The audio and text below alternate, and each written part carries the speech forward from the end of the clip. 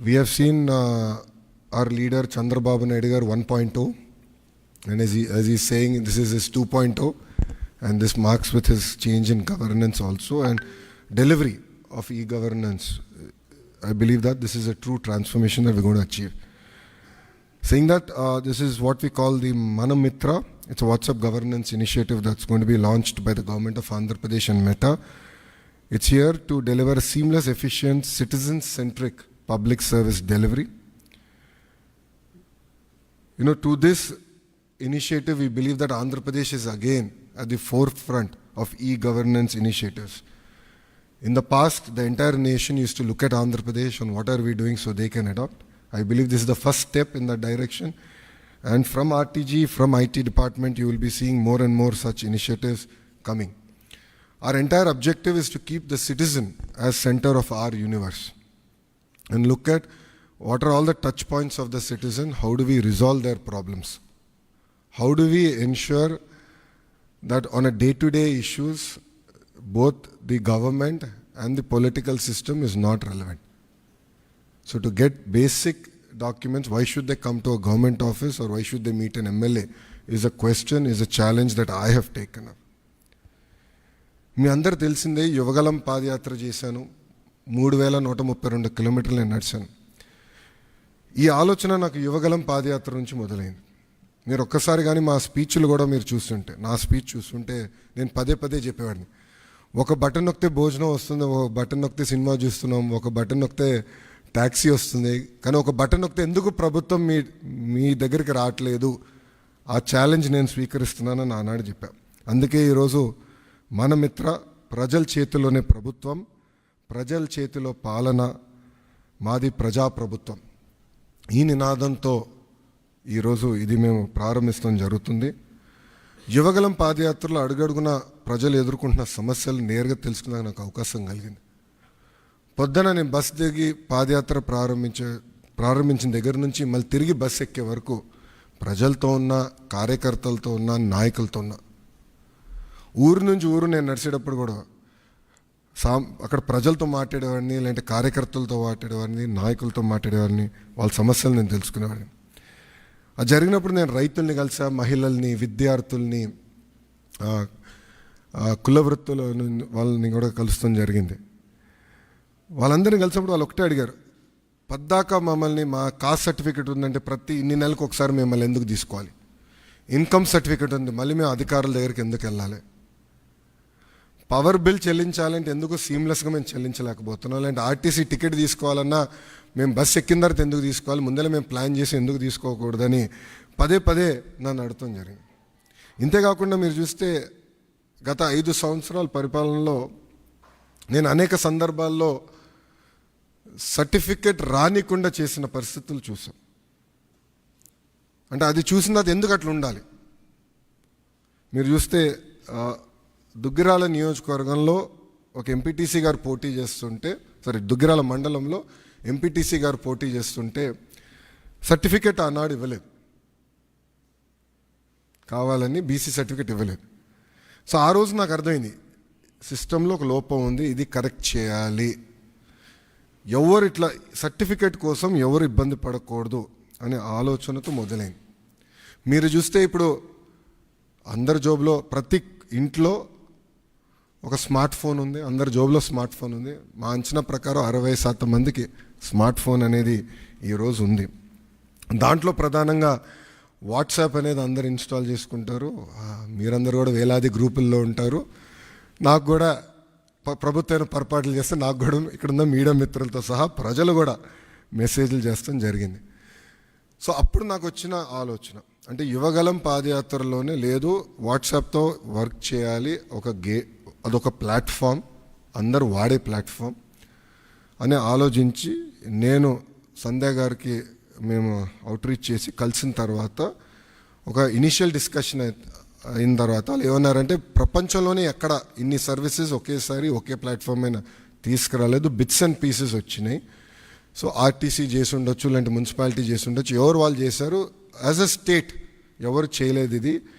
ఇది one of it's kind, మీరు చేయగలుగుతారా, అవుతుందా, మార్పు మీరు సిస్టంలో తీసుకురాగలుగుతారా అని నన్ను అడిగారు.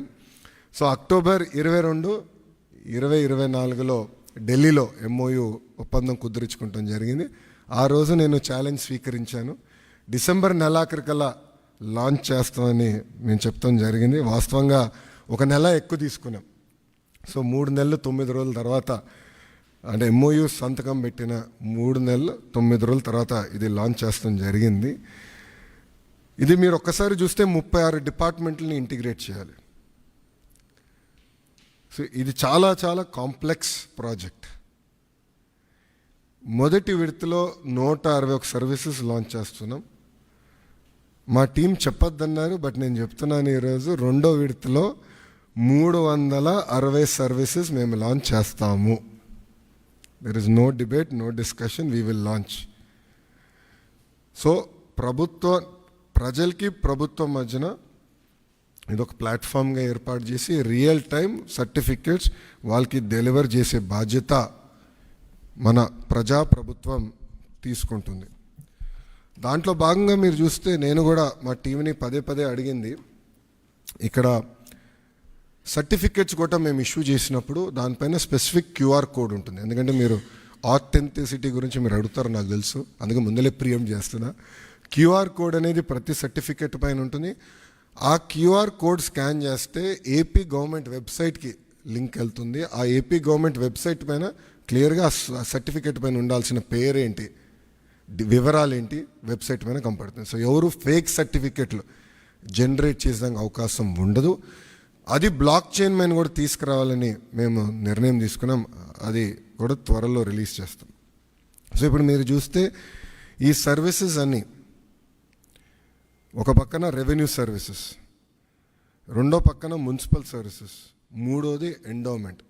అంటే దేవాలయాల్లో కూడా TTD మినహా అన్ని దేవాలయాలు వచ్చినాయి.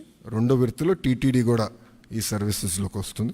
దేవుడు ఆశీస్సులు ఉంటే ఈ సర్వీసుల్లోకి వస్తుంది. అంతేకాకుండా ఇప్పుడు సెలెక్షన్ నంబర్కి వెళ్ళి సెలెక్షన్ ఉంటుంది, మీరు సెలెక్ట్ చేయాలి. నెక్స్ట్ ఫేజ్లో AI బాట్ మేము అమలు చేస్తాం. సింపుల్గా మీరు వెళ్ళి నాకు బస్ టికెట్ ఈ ఊరు నుంచి ఈ ఊరికి రావాలంటే సింపుల్గా డన్, ఇది ప్రైస్, మీరు డబ్బులు కట్టండి bus ticket will be issued. అట్లా AI బాట్ పెట్టాలని మేము నిర్ణయం తీసుకున్నాం. 2వ విడతలో చేద్దాం అనుకున్నాం. అంతేకాకుండా వాయిస్ కూడా, అంటే ఇంగ్లీషే కాకుండా తెలుగు భాషలో కూడా డైరెక్ట్గా చెప్తే సిస్టమ్ రెస్పాండ్ అయ్యే విధంగా చేయాలని మేము నిర్ణయం తీసుకున్నాం.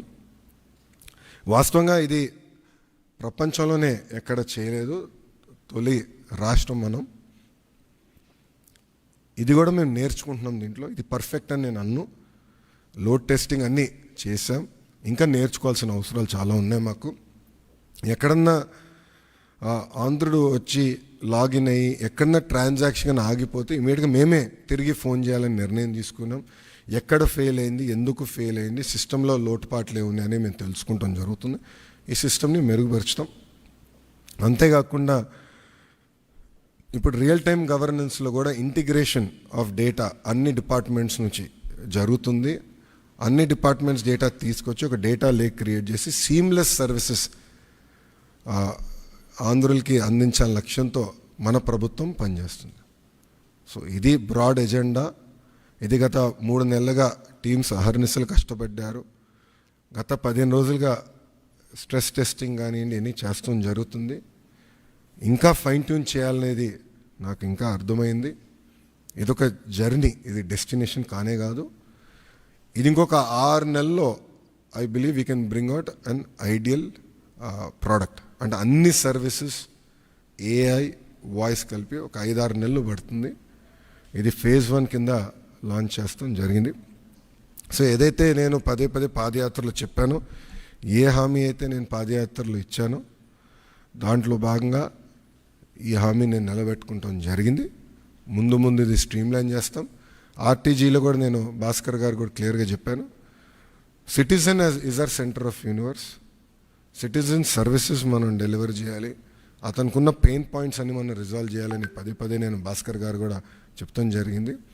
ఆ దిశగా మన ప్రభుత్వం ముందరికి వెళ్తుంది. ప్రజలే చూస్తారు వచ్చే 6 నెలలు, సంవత్సరం లోపల ఎట్లా ఎంత మార్పు వస్తుందనేది ప్రజలే గమనిస్తారని